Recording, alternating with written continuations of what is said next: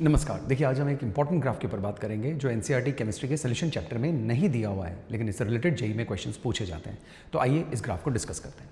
देखिए, हम बात करेंगे एलिवेशन इन बॉइलिंग पॉइंट की, यानी कि डेल्टा टीबी, जिसका फॉर्मूला होता है केबी इंटू मोलैलिटी। ये सब आप जानते ही होंगे।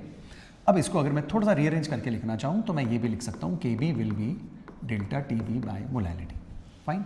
अभी हम इससे आगे चलते हैं। डेल्टा टीबी को हम लिख सकते हैं TB minus TB nought is equals to KB into molality.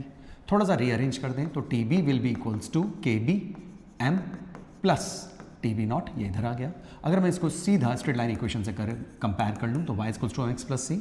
Graph बनाकर इस बात को समझने की कोशिश करें तो y एक्सिस पर बात करें तो y एक्सिस पर you have TB, x axis पर मोलैलिटी। क्योंकि स्लोप पॉजिटिव है तो हम थोड़ा ऊपर से इसको शुरू करते हैं और ये जो वैल्यू है इंटरसेप्ट की, ये टीबी नॉट के बराबर आ जाएगी। और स्लोप किसके बराबर हो जाएगा? स्लोप बराबर हो जाएगा केबी के।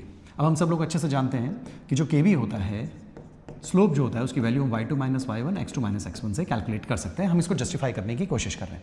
नाउ यहाँ पे आप देख सकते हैं, अब इस जगह पर मैं एक पॉइंट ये ले लूँ जहाँ पे वैल्यू 0 है, दूसरा पॉइंट अगर मैं ये ले लूँ, अगर हम यहाँ से एक लाइन खींच लें तो इस पॉइंट पर ये वैल्यू है और इस पॉइंट पर ये वैल्यू है। इसको हम थोड़ी देर के लिए टीबी, और ये तो ऑब्वियसली टीबी नॉट है ही है, ये 0 है और इसको आप m2 मान लीजिए। तो y एक्सिस पर 2 value TB, y1 TB naught, 2 value m2 और 0।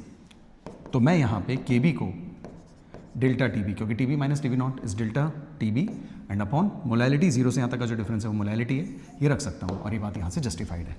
तो ये चीज़ तो आपको क्लियर हो ही गई होगी। हम एक ग्राफ और देख सकते हैं इस वाले का।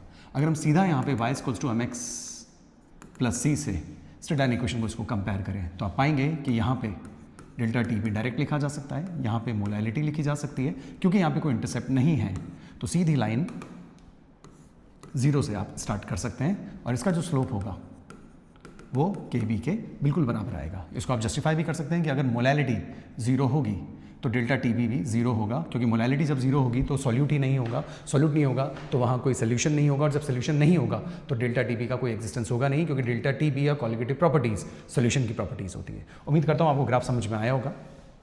नमस्कार।